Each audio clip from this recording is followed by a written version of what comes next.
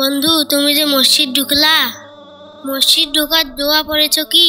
দোয়া তো আমি পারি না। কি দোয়া ভাই? মসজিদ ঢোকার সময় আল্লাহুম্মা ফতাহলি আবওয়াবা রাহমাতিকা, অর্থ হে আল্লাহ, তুমি তোমার রহমতের দরজা আমার জন্য খুলিয়া দাও।